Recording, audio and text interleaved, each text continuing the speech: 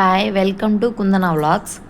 ఈరోజు మన రెసిపీ అయితే పూరి రెసిపీ అయితే స్టార్ట్ చేద్దాం రండి. ముందుగా ఒక గిన్నెలో సాల్ట్ వేసుకొని వాటర్ పోసుకొని బాగా కరిగేదాకా కలుపుకోండి.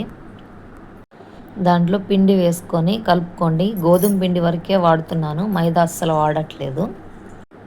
అది బాగా కలుపుకోవాలి. మరీ గట్టిగా కలుపుకోండి, పూరీలు గట్టిగా వస్తాయి. అట్లాని మరీ లూజ్గా కలుపుకోకండి, మీడియంగా కలుపుకోండి. వీడియోలో చూపిస్తున్నట్లు అలా కలుపుకోండి.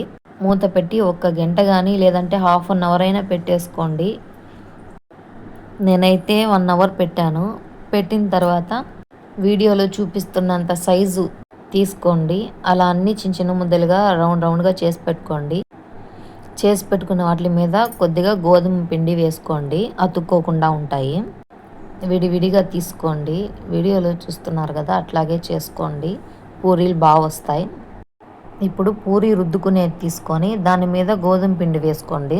2 సైడ్లు పిండి అతుక్కునేలాగా ముద్దకి ఒత్తుకోండి. తర్వాత రుద్దుకోండి. మరీ లావుగా రుద్దుకోకండి, అలానే మరీ సన్నగా కూడా రుద్దుకోకండి. లావుగా రుద్దితే లోపల కుక్ అవ్వదు. అట్లానే సన్నగా రుద్దుకుంటే చక్కల్లా వస్తాయి. మీడియంగా రుద్దుకోండి, వీడియోలో చూపిస్తున్నట్లు అలా రుద్ది పక్కన పెట్టుకోండి. బాండిల్లో ఆయిల్ పోసుకొని ఆయిల్ హీట్ అవ్వనివ్వండి. బాగా హీట్ అయిన తర్వాత పూరీ దాంట్లో వేసేసి ఆ వేడి నూనె ఆ పూరీ మీద పోస్తూ ఉండండి. బాగా ఉబ్బుతాయి చూడండి. అలాగే వీడియోలో చూపిస్తున్నట్లే దాని మీద పోస్తూ ఉండండి. చూడండి ఎలా ఉబ్బాయో. ఈ ప్రాసెస్లో చేస్తే బిగినర్స్ కూడా బాగా పూరీలు పొంగుతాయి, బాగా వస్తాయి.